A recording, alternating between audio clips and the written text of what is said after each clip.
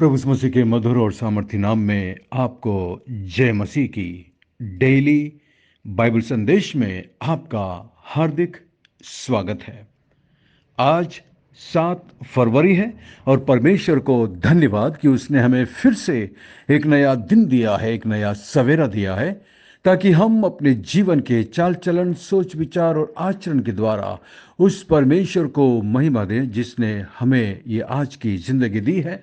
और वैसे भी हमारी जिंदगी उसकी अमानत है, उसके द्वारा खरीदी गई है, क्योंकि उसने हमें अपने पुत्र प्रभु यीशु मसीह के लहू से धोकर शुद्ध किया है, खरीद लिया है।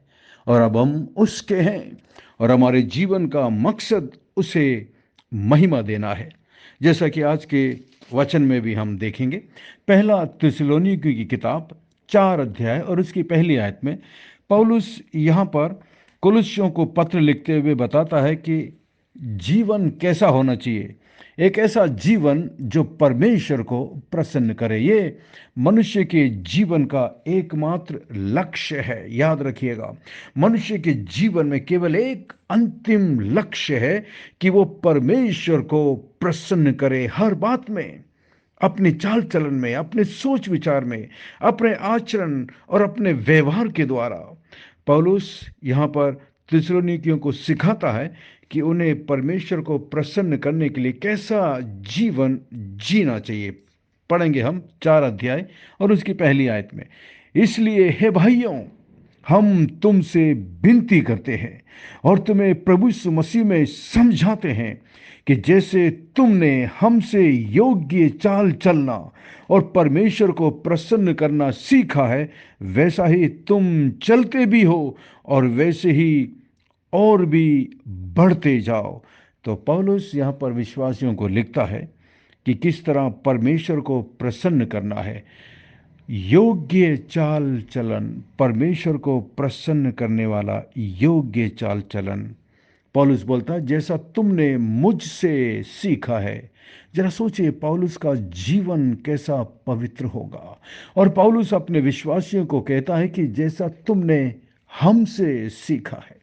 प्रियो, क्या हम अपने दूसरे साथी विश्वासियों को कह सकते हैं, या क्या हम अपने बच्चों को कह सकते हैं, या क्या हम अपने भाई बहन को कह सकते हैं कि मेरे जैसे योग्य चाल चलो? यदि हम पास्टर हैं तो क्या हम अपने चर्च के विश्वासियों को कह सकते हैं ऐसी बात? कितनी गंभीर बात है। आजकल के पास्टर्स, आजकल के मसीह सेवकों को देखिए, उनका जीवन, उनका चाल चलन कैसा है। ठगी, झूठ, बेईमानी और छल और कपट जीवन में भरा पड़ा है। कई सेवकाओं को, कई सेवाओं को मैंने देखा है, सिर्फ थोड़े से पैसे के लिए, चंद पैसों के लिए, या थोड़ा सा पैसा विदेश से प्राप्त करने के लिए, या किसी से थोड़ा पैसा और ज़्यादा ऐंठने के लिए वो हर प्रकार के छल और कपट और झूठ को अपनाते हैं। मेरे पास कई व्हाट्सएप ग्रुप है और कई बार मैं उस व्हाट्सएप ग्रुप में देखता हूँ कई पास्टर्स लोग झूठ मूठ की भीड़ जमा करने के लिए खाना खिलाते हैं, जमा करते हैं, यहाँ तक कि आने जाने का पैसा देंगे, उन्हें जमा करेंगे और उन सबको ये बोलकर तस्वीर खींचकर दूसरे विदेशियों को या दूसरे जो मिनिस्ट्रीज है उनको भेजते हैं, जहाँ से उनको सपोर्ट आता है कि ये सब मेरे चर्च के विश्वासी हैं, या ये सब मेरे वर्कर्स हैं, या ये सब पास्टर्स हैं। कितना छल और कपट! क्या इनका जीवन परमेश्वर को प्रसन्न करता है? मुझे तो बड़ा सोचते हुए भी डर लगता है कि किस तरह ये लोग ऐसा झूठ बोल लेते हैं, बेईमानी करते हैं, और किस तरह इनके अंदर हिम्मत होती है कि किस तरह हम प्रभु के सामने जाकर खड़े होंगे, क्या जवाब देंगे प्रभु को। या उनका विवेक पता नहीं कैसे उन्हें इजाज़त देता है, कैसे वो पुलपिट पर खड़े होकर प्रचार भी कर लेते हैं और सब प्रकार का झूठ और छल भी रच लेते हैं, ड्रामा रच लेते हैं, कहानी झूठी झूठी बना लेते हैं, चंद पैसों के लिए, चंद सपोर्ट पाने के लिए। लेकिन यहाँ पर पौलुस कहता है योग्य चाल चलना और परमेश्वर को प्रसन्न करना तुमने हमसे सीखा है। जरा सोचिए, क्या परमेश्वर मुझसे या क्या परमेश्वर आपसे आज प्रसन्न है? सोचिए और विचार करिए। मैं जानता हूं पवित्र आत्मा हमें बताएगा कि हमारी गलती क्या है। पवित्र आत्मा हमें कचोटेगा। पवित्र आत्मा, यदि आप सचमुच में एक विश्वासी हैं, उद्धार पाया है, तो पवित्र आत्मा आपके अंदर है और पवित्र आत्मा आपको अंदर से बताएगा कि वो क्या गलत है, क्या बुराई है, क्या पाप है जिससे परमेश्वर नाखुश होता है। और आपकी जिम्मेदारी उसी समय अपने घुटनों में आकर पश्चाताप करना, मन फिराना और उससे अपने पापों की क्षमा मांगना और उससे बोलना, प्रभु हाँ मैंने पाप किया है, मैं पश्चाताप करता हूँ, गिड़गिड़ाता हूँ, प्रभु जी मुझे क्षमा करिए, मुझे माफ करिए, और दोबारा उस पाप में पैर ना रखने का फैसला करिए। ऐसे जीवन से परमेश्वर प्रसन्न होता है। अपने आप को हम जांचें और परखें। पौलुस यहां पर कहता है दूसरी आयत में, क्योंकि तुम जानते हो कि हमने प्रभु यीशु की ओर से तुम्हें कौन कौन सी आज्ञा पहुंचाई है। पौलुस कहता है जो भी आज्ञाएं मैंने तुम्हें दी है वो आज्ञाएं मुझे प्रभु यीशु मसीह से मिली है कि मैं तुम्हें पहुंचाऊं। तीसरी आयत में, क्योंकि परमेश्वर की इच्छा यह है। कितना साफ है। कई लोग जानना चाहते हैं परमेश्वर की इच्छा क्या है। कई धर्मों में, हर धर्म में मनुष्य जानना चाहता है कि परमेश्वर की इच्छा मेरे लिए क्या है, परमेश्वर मुझसे क्या चाहता है, परमेश्वर को मैं कैसे खुश कर सकता हूं। ये हर मनुष्य की सोच है, हर मनुष्य की इच्छा है। लेकिन यहां पर पौलुस साफ साफ लिखता है पवित्र आत्मा की अगुवाई में, वास्तव में परमेश्वर खुद यहां पर बता रहा है कि परमेश्वर की इच्छा क्या है। परमेश्वर की इच्छा है कि तुम पवित्र बनो, पवित्र बनो, पवित्र बनो। यह है परमेश्वर की इच्छा हम में से प्रत्येक के लिए। परंतु क्या हमारा जीवन पवित्र है? परमेश्वर को किस प्रकार का जीवन प्रसन्न करता है? परमेश्वर पवित्र जीवन से प्रसन्न होता है, ना कि हमारे रीति रिवाज से, ना कि हमारे बाहरी दिखावट से। क्योंकि कई बार हम मनुष्यों को खुश करने के लिए दिखावटी का जीवन तो जीते हैं। मनुष्य को खुश करने के लिए हम ड्रामा तो रच लेते हैं, झूठा रिपोर्ट बना लेते हैं, झूठी कहानी रच लेते हैं, झूठी गवाही देते हैं। परंतु परमेश्वर हमारे मन को जानता है। परमेश्वर पवित्र जीवन से प्रसन्न होता है। ये परमेश्वर की इच्छा है कि हम पवित्र रहें, जैसा कि अभी हमने पढ़ा है तीसरी आयत में। उसने हमें पवित्र और निर्दोष रहने या निर्दोष और पवित्र बनने के लिए ही चुना है। इफिसियों 1 और उसकी 4 में आप पढ़ सकते हैं। केवल मन के शुद्ध और पवित्र लोग ही परमेश्वर को देखेंगे, जैसा मत्ती 5:8 में प्रभु यीशु मसीह ने पहाड़ी उपदेश में कहा था। परमेश्वर कहता है क्योंकि मैं पवित्र हूं इसलिए तुम भी पवित्र बनो। पहला पत्रस 1 अध्याय 15 और 16 में साफ साफ लिखा हुआ है, पवित्र बनो। परमेश्वर कहता है क्योंकि मैं पवित्र हूं। यदि आप परमेश्वर की नज़दीकीता में रहना चाहते हैं, उसको प्रसन्न करना चाहते हैं, तो बिना पवित्रता के हम कुछ नहीं कर पाएंगे। कोई फायदा नहीं इस संसार में नाम कमाकर, कोई फायदा नहीं इस संसार में फेमस होकर, कोई फायदा नहीं इस संसार में धन संपत्ति और बड़े बड़े कार और बंगलों और मकान बनाकर जीने से कोई फायदा नहीं है। ये सब यहीं धरा रह जाएगा। परमेश्वर जिस बात से प्रसन्न होता है वो है हमारा पवित्र जीवन। क्या हमारा जीवन पवित्र है? आगे लिखता है तीसरी आयत में, परमेश्वर की इच्छा यह है कि तुम पवित्र बनो, अर्थात बेविचार से बचे रहो। बेविचार सच में एक ऐसा पाप है जो हमारे मन को खराब करता है, हमारी सोच को खराब करता है, हमारी याददाश्त को खराब करता है और हमें अंदर से दुखी करता है, निराश करता है, अंदर से हमें कमजोर करता है। बेविचार का पाप सच में एक भयंकर पाप है और परमेश्वर ही इस पाप से हमें बचा सकते हैं। आगे लिखता है चौथी आयत में, और तुम में से हर एक पवित्रता और आदर के साथ अपनी पत्नी को प्राप्त करना जाने। अपनी पत्नी के साथ भी हमारा व्यवहार पवित्रता का और आदर के साथ होना चाहिए। वो आपकी पत्नी है, ठीक है, लेकिन उसका आदर करिए, उसका सम्मान करिए, उसको रेस्पेक्ट करिए, उसके साथ ऐसा ही बिहेव करिएगा, क्योंकि परमेश्वर इसी से प्रसन्न होता है। 5वीं आयत, और ये काम अभिलाषा से नहीं और न उन जातियों के समान जो परमेश्वर को नहीं जानती, कि इस बात में कोई अपने भाई को ना ठगे और ना उस पर दाव चलाए, क्योंकि प्रभु इन सब बातों का पलटा लेने वाला है, जैसा कि हमने पहले ही तुमसे कहा और चिताया भी था, क्योंकि परमेश्वर ने हमें अशुद्ध होने के लिए नहीं परंतु पवित्र होने के लिए बुलाया है। इस कारण 8वीं आयत में, इस कारण जो इसे तुच्छ जानता है, यानी कि पवित्रता को जो व्यक्ति तुच्छ जानता है, उसकी बुलाहट को जो मनुष्य तुच्छ जानता है, वो मनुष्यों को नहीं परंतु परमेश्वर को तुच्छ जानता है, जो अपना पवित्र आत्मा तुम्हें देता है। अपवित्र जीवन जीकर हम परमेश्वर को तुच्छ समझते हैं और उस पवित्र आत्मा का निरादर करते हैं, उसे तुच्छ समझते हैं जिसे उसने हमारे दिल में दिया है। कैसा भयंकर पाप है। पश्चाताप करिए, मन फिराइए और पवित्र आत्मा को अब से शोकित ना करें, दुखी ना करें। आइए हम प्रार्थना करें।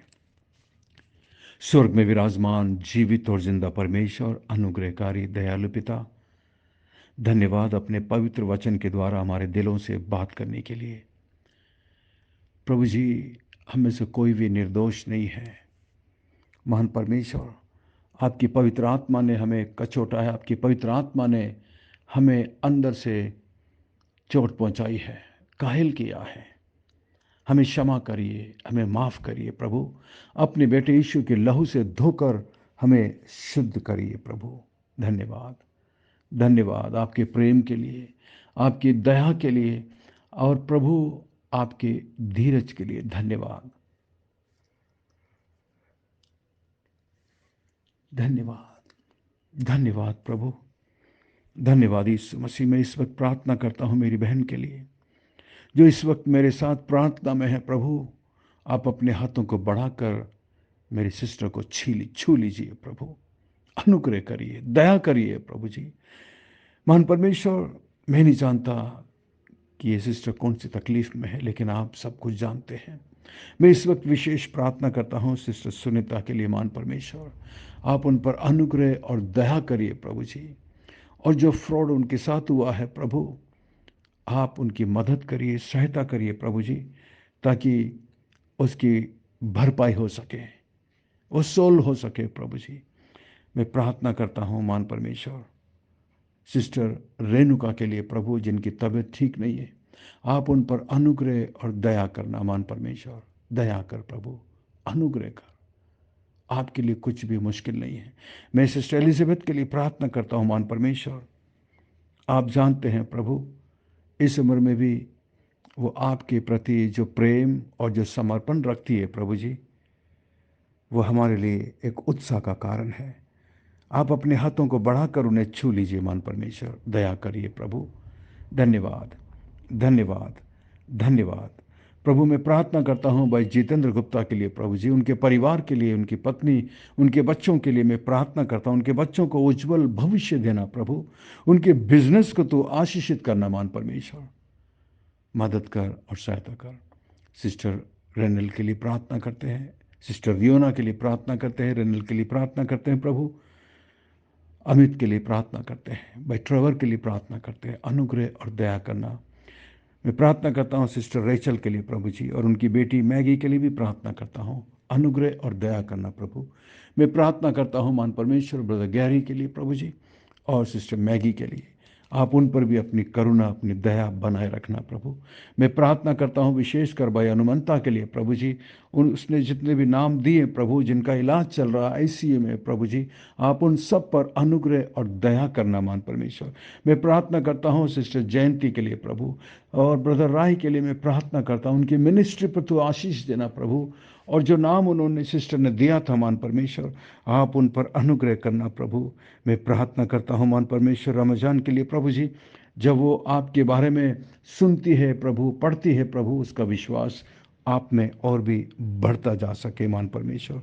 आप अनुग्रह करना, दया करना प्रभु। मैं प्रार्थना करता हूँ मान परमेश्वर ब्रदर सचिन के लिए प्रभु जी। मैं प्रार्थना करता हूँ प्रभु सिस्टर भारती के लिए प्रभु जी, आप उन पर अनुग्रह और दया करें प्रभु।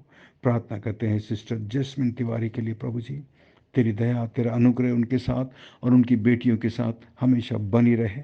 महान परमेश्वर, मैं प्रार्थना करता हूँ सिस्टर दमयंती के लिए प्रभु जी, उनके परिवार पर आप आशीष करना। प्रार्थना करते हैं सिस्टर बीना के लिए प्रभु, उनके परिवार पर, उनके बेटे पर आशीषित करना प्रभु जी। मैं प्रार्थना करता हूँ सिस्टर एंडिरा के लिए प्रभु जी, उनके बेटे के लिए प्रार्थना करते हैं प्रभु, आपकी मर्जी उनके जीवन में पूरा हो सके।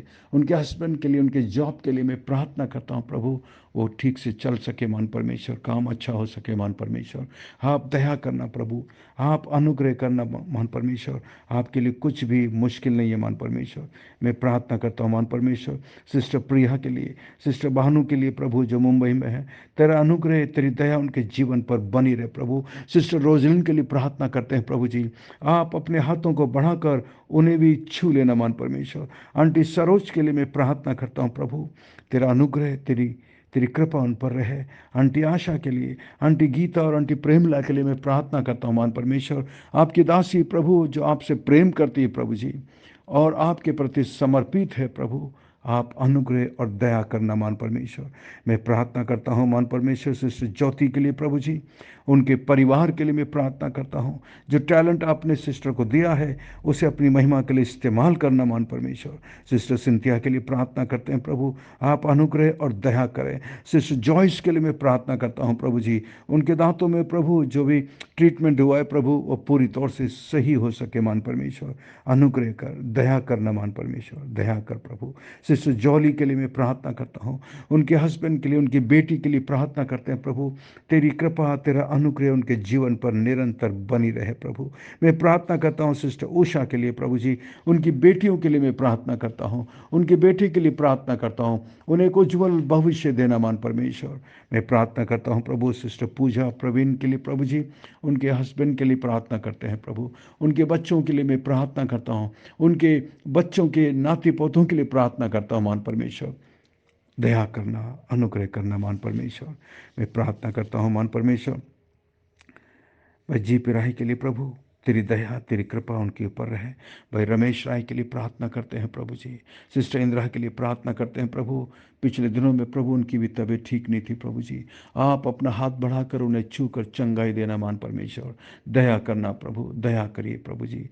मैं प्रार्थना करता हूँ मान परमेश्वर मेरे सभी दोस्त प्रभु जो गॉड्स ऑर्फन आर्मी में, मेरे बचपन के दोस्त प्रभु जो तेरी सेवा राजस्थान के अलग अलग भागों में करते हैं प्रभु जी, उन सब पर आपकी दया और आपकी अनुग्रह आपकी कृपा बनी रहे। मैं प्रार्थना करता हूँ प्रभु जी मैनुअल मिनिस्ट्री के लिए, डॉक्टर सामुएल थॉमस के लिए प्रार्थना करता हूँ मान परमेश्वर, आपकी कृपा आपका अनुग्रह आपकी दया उनके जीवन पर निरंतर बनी रहे प्रभु, जो इतने बड़ी सेवकाई को प्रभु जी गाइड करते हैं, चलाते हैं मान परमेश्वर। आप अपनी पवित्र आत्मा के द्वारा उन्हें चलाइए प्रभु। धन्यवाद, धन्यवाद, धन्यवाद प्रभु। प्रार्थना सुनने वाले परमेश्वर धन्यवाद, प्रार्थना सुनकर जवाब देने के लिए धन्यवाद। विशेष प्रार्थना करते हैं प्रभु जी इस ग्रुप में बाइबल संदेश को सुनने वाले प्रभु, मेरी जितनी भी भाई और बहन और सिस्टर्स प्रभु जी जो इस ग्रुप में है प्रभु, जो इस सेवकाई को आर्थिक मदद से सपोर्ट करती हैं, मदद करती हैं प्रभु जी, उनको उसका प्रतिफल जरूर देना प्रभु, जैसा कि आपने प्रतिज्ञा किया है।